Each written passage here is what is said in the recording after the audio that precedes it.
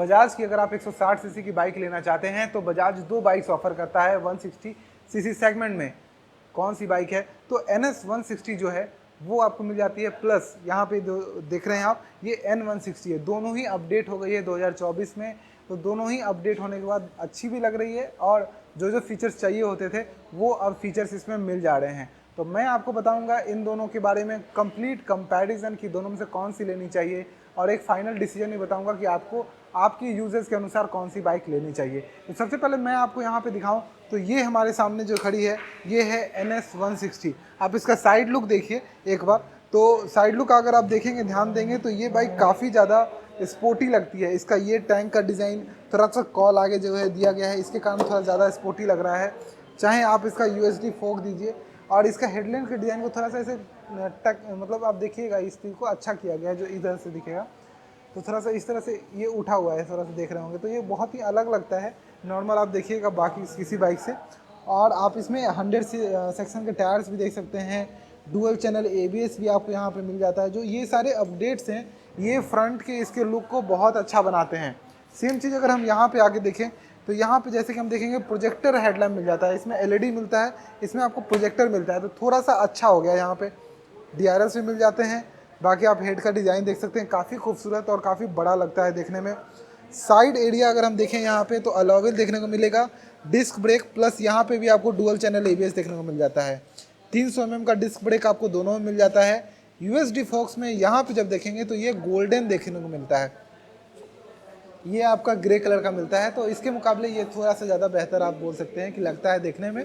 और आप देख सकते हैं इन सभी की चीज़ों की फिनिशिंग, इसमें भी आपको 100 सेक्शन का टायर मिल जाता है।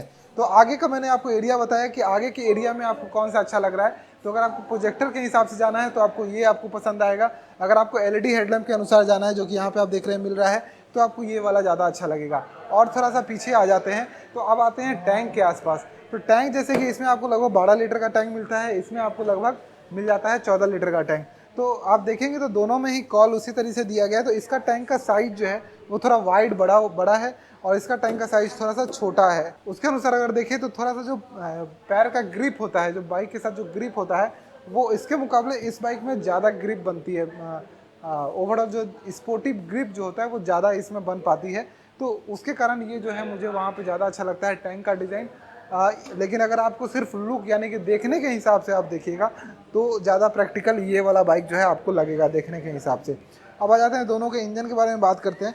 तो इंजन आप यहाँ पे समझिए, ये इंजन जो है ये आपको यहाँ पे मिल जाती है 160 सीसी के आसपास की ये भी इंजन है। इसमें आपको मिलता है 17.2 PS का पावर और 14.6 न्यूटन मीटर का टॉर्क। इसमें आपको मिलता है 16 PS का पावर यानी 16 PS का पावर और 14.65 न्यूटन मीटर का टॉर्क। तो टॉर्क दोनों में बराबर है। पावर में देखेंगे तो 1.2 PS का ज़्यादा पावर ये लेके चलती है। कारण ये है कि इसका इंजन का टाइप थोड़ा सा अलग है, मतलब काइंड ऑफ थोड़ा सा अलग है। तो ये आप देखेंगे तो इसमें आपको सिर्फ एयर कूल्ड इंजन मिलती है। यहाँ पे कोई भी रेडिएटर या जो छोटा सा एक होता है रैम एयर असिस्ट उसको बोलते हैं, तो यहाँ पे कुछ भी ऐसा नहीं मिलता है जिसमें हवा टकरा के और इंजन ऑयल को ठंडा करे। वो चीज़ यहाँ अभी नहीं है, ये मतलब इसमें नहीं मिलता है। लेकिन इसको अगर आप देखिएगा तो इसमें आपको ये चीज़ें मिल जाती है कि यहाँ पे आपको रैम एयर असिस्ट मिल जाता है, जिसमें हवा टकराती है और तेल ऊपर जाता है और ठंडा होकर वापस इंजन में जाता है, जिससे ये इसका जो इंजन ऑयल है वो ठंडा होता है, जिससे इंजन ठंडी होती है, जिसको हम वॉइल्ड कूल्ड जो है वो बोला करते हैं। तो ये चीज़ें इसमें मिल जाती हैं। 5 गियर दोनों में है, दोनों का टॉप स्पीड लगभग बराबर है। 2 3 4 का टॉप स्पीड ये ज़्यादा मतलब बना पाती है, ज़्यादा स्पीड में जाती है। और स्टेबिलिटी की बात करें तो मुझे ये बाइक ज़्यादा अच्छी लगती है। स्टेबिलिटी में हाई स्पीड, जैसे टॉप एंड पे जो है 110 की स्पीड में जो स्टेबिलिटी मिलेगी वो इस बाइक का थोड़ा सा ज़्यादा अच्छा है। सेंटर स्टैंड साइड स्टैंड दोनों ही बाइक में मिल जाता है। लुक और सीट हाइट दोनों ही बाइक का बराबर है। तो सीट हाइट इसका डिज़ाइन आप सीट का देख सकते हैं, तो ये थोड़ा इतना बड़ा सीट इस तरह से, और स्टेप अप सीट में यहाँ पे एक थोड़ा ब्रेकर टाइप का है वो जो पकड़ के रखती है। अब इसका आप सीट देखिएगा तो बहुत ही मुलायम सा सीट है, इस पर किसी भी कवर को लगाने की जरूरत नहीं है, बहुत मुलायम सीट है। और इस पर भी आप देखेंगे तो ब्रेकर टाइप का, और यहाँ पे पल्सर का लोगो आपको देखने को मिल जाएगा। सीट इसका ज़्यादा बड़ा है क्योंकि यहाँ पे जो चौड़ाई मिलती है वो चौड़ाई आपको ज़्यादा मिलेगी इन कंपैरिजन टू इसकी चौड़ाई को अगर आप देखें तो ये थोड़ी सी कम है उससे चौड़ाई। लोगो NS और जो रियर लुक है आप इसी से देख अंदाज़ा लग जाता होगा आपको कि इसका चौड़ाई और इसका चौड़ाई जो है आप देखिए दोनों में कितना ज़्यादा अंतर यहाँ पे समझ में आ रहा है। चलिए अब पीछे आ जाते हैं टायर पे। तो टायर दोनों में आपको 130 सेक्शन का मिल जाता है। तो यहाँ पे आप देखिए 130 सेक्शन का टायर है, 230 का डिस्क आपको मिल जाता है विथ ABS। यहाँ पे भी 130 सेक्शन का टायर है, 230 का डिस्क मिल जाता है विथ ABS। दोनों के मोनोशॉक शॉक एब्जॉर्बर में एक गैप है, एक डिफरेंस है, वो आपको मैं आपसे दिखाता हूँ। तो इसमें आपको नाइट्रोक्स गैस फील्ड, इसका जो ये सस्पेंशन है ये थोड़ा मोटा आपको दिखाई देगा। तो थोड़ा सा ये स्टिफ यहाँ पर दिखेगा। इसका जो है थोड़ा मोटाई है, लेकिन ये थोड़ा सा अंदर की ओर है, तो ये थोड़ा सा अलग है इसके मुकाबले। और इसका जो ये गैप है ये थोड़ा सा आपको छोटा दिखेगा। और ये जो टायर और बॉडी के बीच का जो गैप है, यहाँ पे ये गैप थोड़ा सा बड़ा दिखाई देता है। तो वो थोड़ा सा लुक में अंतर आएगा।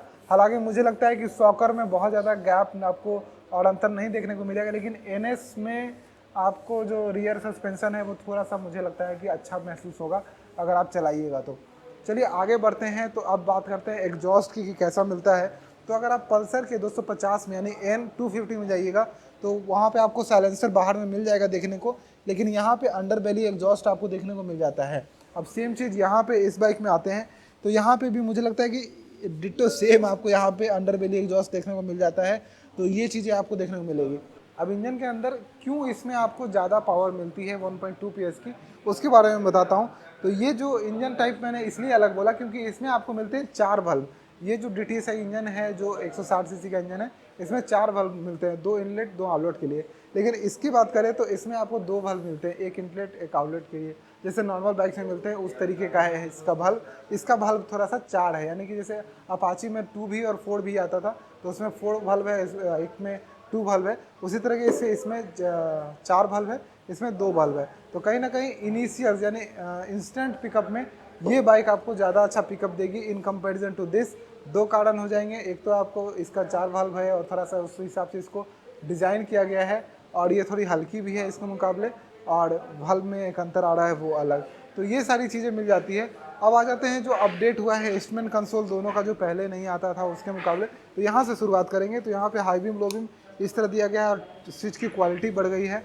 मोड M बटन यहाँ से दिया गया है, तो इससे आप इसको ऑपरेट कर सकते हैं। और जो मेन हेडलाइट है उसका स्विच भी दिया गया है। तो DRL सिर्फ ऑन रहेगी, बाइक स्टार्ट होगी तो उसके बाद जब आप इसको ऑन करिएगा तो मेन हेडलाइट ऑन हो जाएगा। अब आप इसके स्टार्ट होने का तरीका देखिए कैसा आपको लग रहा है। तो इस तरीके से जो है स्टार्ट होती है। एक बार मैं फिर आपको दिखाता हूँ, काफ़ी खूबसूरत भी लग रही है। तो अब हम इस मोड बटन को दबाते हैं। तो मोड बटन को दबाने के बाद देखिए क्या क्या चीज़ें चेंज होती है। तो इंजन ऑफ है, ये सारी चीज़ यहाँ पे चेंज हो रहा है। यहाँ पे रिफ्यूल दिखा रहा है। तो ब्लूटूथ से कनेक्ट करके आप कॉल देख सकते हैं, रिसीव डिसकनेक्ट कर सकते हैं। गियर पोजीशन इंडिकेटर मिल जाता है, फ्यूल RPM मीटर, ये सारी चीज़ें। और ब्लूटूथ के अंदर बहुत सारी चीज़ें आप देख सकते हैं। तो ये चीज़ आपको अगर आप सेम देखिएगा तो यहाँ पे अभी आपको मिल जाती है। तो इसमें तो अब कुछ ऐसा है ही नहीं कि आपको दोबारा दिखाया जाए, एकदम डिजिटल सेम आपको सब कुछ यहाँ पे दिखाई देगा। ब्लूटूथ कनेक्टिविटी, इंजन ऑफ आपको दिखाई दे रहा है। और ये सेम बटन M वाला यहाँ भी देखने को मिल जाता है। और ऑलमोस्ट एवरी बटन यानी सभी बटन्स इसमें आपको सेम दिखाई देंगे, चाहे आप NS लीजिए या फिर आप N160 लीजिए, ऑलमोस्ट बटन सारे सेम दिखाई देंगे। चार्जिंग पोर्ट जो है वो USB का वो आपको यहाँ पे देखने को मिल जाता है सीट टैंक के नीचे। और इस बाइक में अगर देखें तो यहाँ पे यानी कि इंस्ट्रूमेंट कंसोल के जस्ट बगल में इस जगह पे भी देखने को मिल जाता है। तो ये मतलब ये भी अच्छा है वो भी अच्छा है, दोनों में ये है कि बाइक के हैंडल के साथ ये मूव करेगा, लेकिन ये बाइक के हैंडल के साथ मूव करेगा, ये बाइक के हैंडल के साथ इसका वायर जो है वो मूव करेगा। तो ये थोड़ा सा वो उतना मायने नहीं रखता है मुझे लगता है। अब हम बात करते हैं कि दोनों का बाइक में से कौन सी लेनी चाहिए। जो मैंने आपको बताया कि मैं आपको लास्ट में फाइनल कंक्लूजन बता दूंगा। दोनों के दाम में ये 2-3 हज़ार रुपये महंगी है, तो बहुत ज़्यादा अंतर नहीं आएगा। 4,000-5,000 महंगा आपके स्टेट में होगा तो भी ज़्यादा अंतर यहाँ नहीं आता है। ये 1,70,000 रुपये की आती है। चलिए अब बात करते हैं कि दोनों में मेजर क्या लेना चाहिए आपको। तो आप इस बाइक का एक बार मैं आपको लुक दिखाऊँ यहाँ पे। तो बहुत लोगों को ये वाला शेप चाहिए होता है, स्मूथ। ये कितना स्मूथ है आपको मैं ये ऐसी बात मैं आपको बता रहा हूँ ना जो बहुत कम लोगों को समझ में आती है स्टार्टिंग फेज में जब बाइक लेने जाते हैं। तो ये जो स्मूथ चीज़ है ना, ये आपको बाइक को लंबे समय तक चलाने में बहुत मदद करती है। और जो सिंगल हैंडल बार होता है, इसको कुछ नाम से बोलते हैं, तो ये भी जो है आपको बहुत ज़्यादा मतलब इस तरह मेरे को दिखाइए, बहुत ज़्यादा झुकने को नहीं प्रेरित करती कि जब आप बाइक पे बैठे हों तो आप एकदम स्ट्रेट बैठ के आप बाइक को चला सकते हो, बहुत ज़्यादा इस तरह झुकना नहीं पड़ता है इस तरह से, या फिर बहुत ज़्यादा कंधे पे लोड नहीं आता है। तो ये दोनों चीज़ का जो है एक फ़ायदा होता है। सेम अगर मैं आपको इसमें दिखाता हूँ तो ये सामने में आ जाइएगा, ये चीज़ जो है ये देखिए, यहाँ से सीट आ रही है, यहाँ से ये सीट एक अचानक डाउन हुई। तो बहुत लोग को इससे जो है वो, मैंने क्या बताया आपको कि अगर हाई स्पीड थोड़ा रेस टाइप का करना है तो ये बाइक अच्छी है, लेकिन नॉर्मल डेज पे जो नॉर्मल हम लोग यूज़ करते हैं उसमें ये चीज़ जो है ये थोड़ा सा समस्या करता है बहुत लोगों को, बहुत लोग इससे थोड़े से परेशान होते हैं। तो ये चीज़ अगर आपको नहीं चाहिए तो आप इस बाइक के साथ आराम से जाइए। एन जो है वो ज़्यादा प्रैक्टिकल है रियल लाइफ में, ये वाला जो है वो नए जवान लड़कों को ही पसंद आएगा, वो एक बात आ जाती है। प्लस उसके अलावा मैं इसमें क्या बता रहा था कि ये स्मूथ है, ये खरा है, तो ये एक अंतर, बहुत बड़ा अंतर है। और मैं बैठने में दिखा रहा था कि इसका जो है क्लिप ऑन हैंडल बार है। अब ये क्लिप ऑन हैंडल बार क्या होता है कि यहाँ पे एक और बॉडी पार्ट होता है, इसमें ये हैंडल जो है इस तरह से कसा रहता है क्लिप ऑन हैंडल बार, और ये थोड़ा आगे की तरफ होता है, यानी कि ये मीटर कंसोल की तरफ आपको जो है आकर्षित करता है। तो जब मैं इस पर बैठता हूँ, सामने से ही दिखेगा, तो जब मैं इसे बैठता हूँ तो ये थोड़ा सा मुझे इस तरह जब स्ट्रेट पकड़ने को बोलती है, या फिर थोड़ा सा ऐसे झुक के चलाऊंगा, पकड़ के चलाऊंगा बाइक को, तो ज़्यादा मुझे मज़ा आएगा। तो थोड़ा सा ये मतलब आपको ज़्यादा रेसिंग पोस्चर में जो है आपको झुकाने का कोशिश करती है, ये आपको एकदम स्ट्रेट एक नॉर्मल बाइक की तरह चलाने में अच्छा आनंद देती है।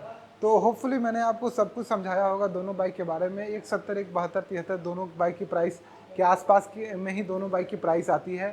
तो अगर आप दोनों में से कोई बाइक लेना चाहते हैं तो मगध बजाज आ सकते हैं। कॉन्टैक्ट नंबर, एड्रेस आपको डिस्क्रिप्शन में मिल जाएगा। मेरी वीडियो ये कैसी लगी ज़रूर कमेंट में बताइएगा कि आपकी दोनों बाइक के बारे में क्या ओपिनियन है। Bye bye.